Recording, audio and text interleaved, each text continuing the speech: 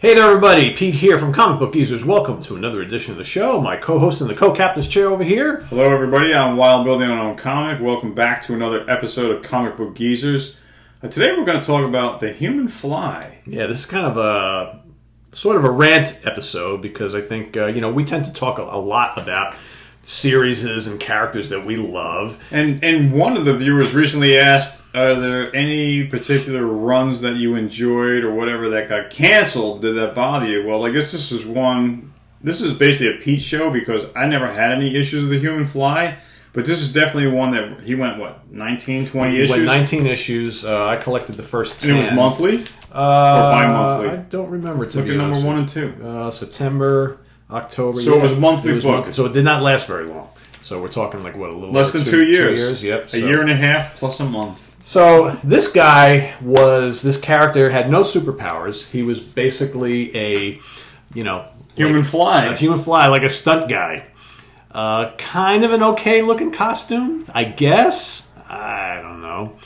I see Daredevil. Daredevil meets Spider-Man. I see Daredevil influence. Yep. I used to see this book on the rack all the time, but I didn't have an allowance, and I was already collecting Spider-Man, Iron Man, and the Hulk.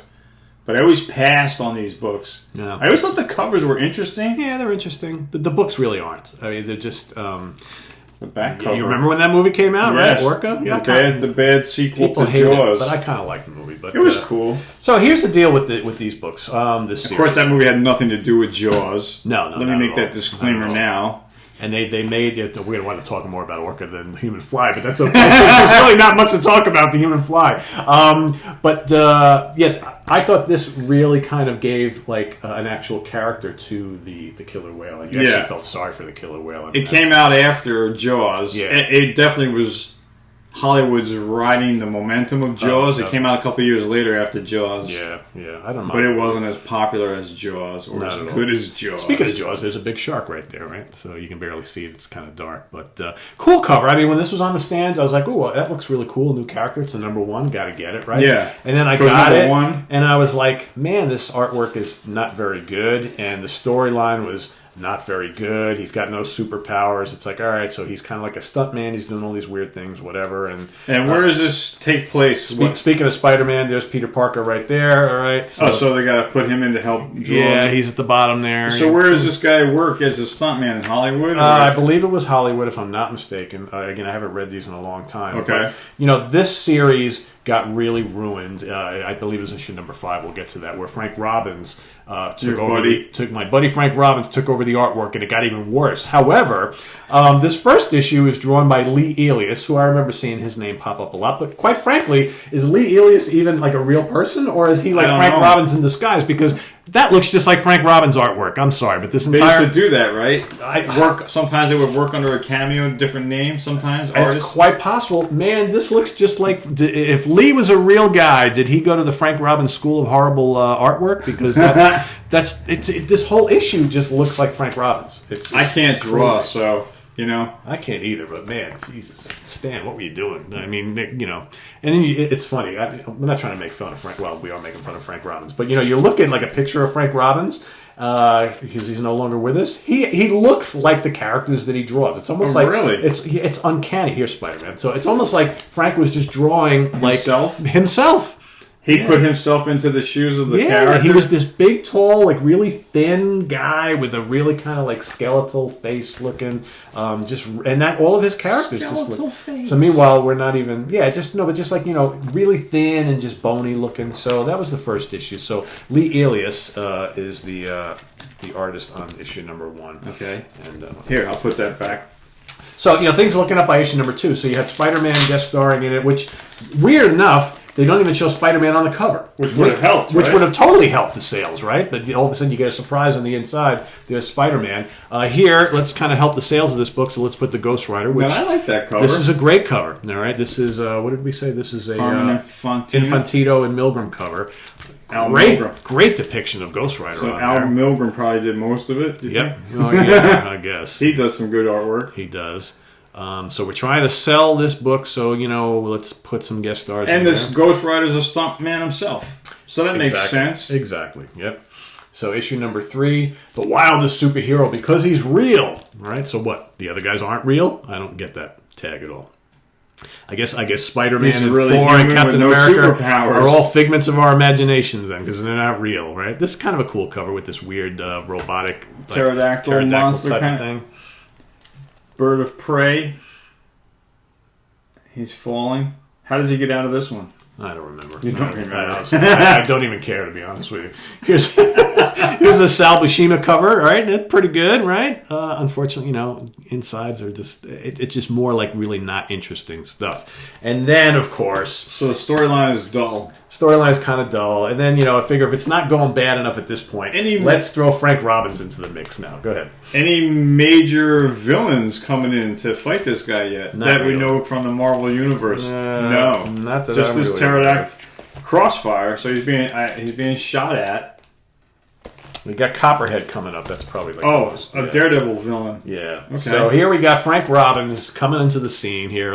Let's help out a struggling comic series by throwing our worst artist Is he doing on the the roster. cover? Yeah, that's him on the cover too. See, you I can don't totally think this tell. is that bad. Well, it's not that bad, but I like it actually. Yeah, I think he's got Conan looking arms, man. I don't see what the problem is. Well, open it up and then you'll see the problem. Maybe I better not. All right, well, I'll open this one up. So this is another one. This is issue number 6.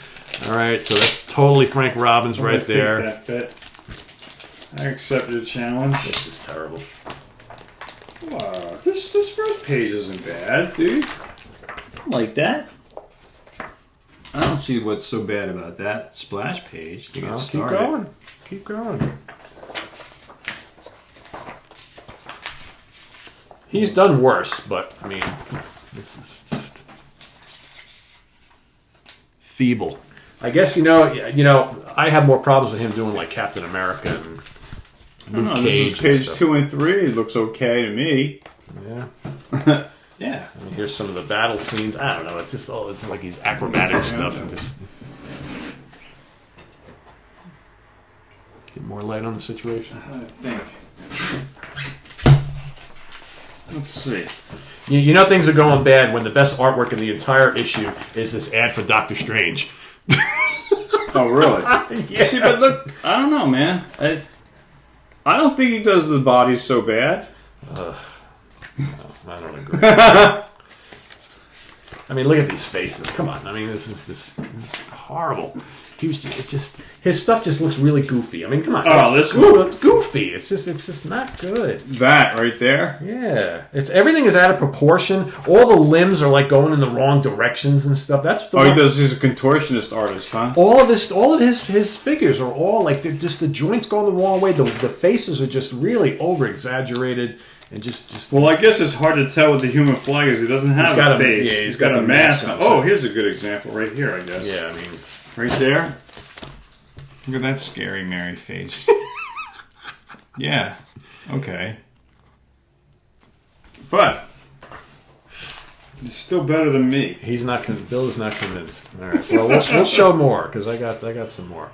We'll show the the White Tiger, right? So we'll show him going against Copperhead and the White Tiger. So that's coming up. All right. So we showed you 6. Here's 7. I kind of dig this cover. I don't think Frank worked on the cover. The White Tiger showed up in Peter Parker's Spectacular Spider-Man. Yes, indeed. Okay. All right, so here's number 8, Mayhem at the Metropolitan. So here we got guest starring the White Tiger going against Copperhead. All right, so there's Frank on the covers there. So let's take a look at that. So this more Pete's complaints. I will say, in all fairness to Frank, I think his artwork in this series is a little better than stuff he did in Captain America. Do you think he would have been better working for Mad Magazine? Yeah. I like Mad Magazine. I don't know, guys. I don't have any. I only had 2, but I don't have any. I had a anymore. bunch back in the day. I don't know what I ever did with him. All right, where's the White Tiger? Let's get him out here. Where is he? I don't know. Yeah, it's just like every time there's like a fight. There he is. There he is. I don't know. Look at the limbs. Nothing makes sense. The proportions of things, and especially like in the fight scenes where you got like he's throwing a punch at someone and yet the joint is going the opposite direction. It's just like. So he needs a lesson in anatomy. I think he does. And this position, see this? What position? This right here. So on look the down at the center? bottom. Now look at the position of the white tiger down below. The whole with the bent knees. They're both going to left and right, and then this thing. He does this all the time. Oh, with the his pounce? characters. The pounce Yeah, he pose? does it all the time with his characters. Just like, I mean. Well, that's how a predator attacks its prey, right? Well, here's a good example, huh? Is that kind of contorted? Yeah. I don't know. I just don't like it, man.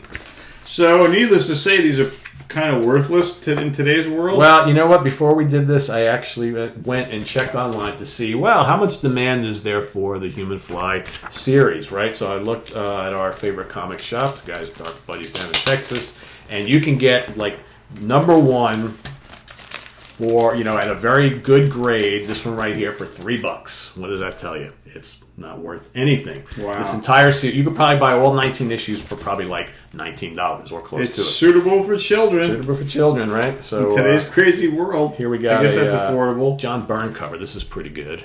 Again, the white tiger is there again. So do you think the fact that he had no superpowers is what killed off this series? Or is it just the crummy artwork? Well, I think a it's combination of both. A combination of both. I don't think the storylines were all that great. I mean, he's the a human fly. stuntman guy with no powers. His costume is He's got no real big villains that he goes against. He's not very interesting. I don't, honestly, and I would have to go back and read these. I don't even know how much in depth they ever went into the guy who was the human. So this fly. is all part of the mid '70s with all those other characters like Nova, Machine Man. 2001: A Space Odyssey, all that new Omega stuff. the Unknown. Omega the Unknown. Yep. Right, these are all titles that fizzled out. To answer your question, yeah. Who else was bombed in the mid '70s? I'm trying to think. I think I mentioned 4 of them right now. Skrull, Howard Slayer. the Duck. He went the longest. He went the longest. Yeah. Right, but he also fizzled out. He only lasted 3 years. Yeah. So a lot of those titles from the mid '70s didn't pan out. We should, this is actually a pretty cool idea. We should probably do a show one day where we actually go and do the research and find those 70s series that Marvel put out that just never really went anywhere. I just told you what they were. Well, but we'll talk about it in depth about them. But I'm Why? not listening. I didn't why. I want to do interesting stuff. Lazy. I want to do interesting stuff. Well, that is kind of a show about boring comics that didn't go anywhere. Stay tuned. Yeah, I'm going to tune in for that. You can do that show by yourself. But maybe I will. Maybe. No, but I just think it's cool because it's really interesting how they were really reaching there for a while, and not only, and we talked about this in the They were previous trying episode. to expand new their things, horizons. right? Yeah, And remember all the bad villains right around this time too. It's like they were just out of the woodwork. The wrench. Yeah. From Omega the Unknown. Oh yeah. It's just and what is that? That comes down to We did an Omega the Unknown episode, by the way. Yeah, we so you got to check that out. You guys got to go into the playlist and do some homework. Please utilize the playlist, Yeah. people. I'm telling you, there's a lot of good stuff to be found through there. We organize everything for you. So there you have it. God, we spent 13 minutes, probably 5 minutes, way too long on the Human Fly. Not All right, so let's wrap it up. So, like I said, you can go out and get all 19 issues for not a lot of money if you care, but I guarantee you don't want that. You don't want to. So I'm not going to steer you wrong. I when I pulled these out of my box this morning, I'm like, why am I saving these? I don't even know. They just take up space. I could find 10 other issues that would nicely give Paul a call. Yeah, Paul. Hey, Paul, You you interested in buying the first 10 issues? He's probably got millions himself. I don't know if I'll ever read these again. I don't know why I keep them. I really Paul's don't. a comic book vendor we know. We meet him at cons from time to time. Yeah, Paul's a good guy. He is. Paul, if you are interested, seriously, let me know, because I probably would not feel too bad about parting Your these. phone's not going to ring. No, it won't. Anyway, guys, I'm Wild Bill as always. Thank you for your comments and your subscriptions. And hit the like button if you like this video. That's we'll right. see you soon. Take care. Take care, everybody. I'm Pete. Have a good one. Bye-bye. Bye.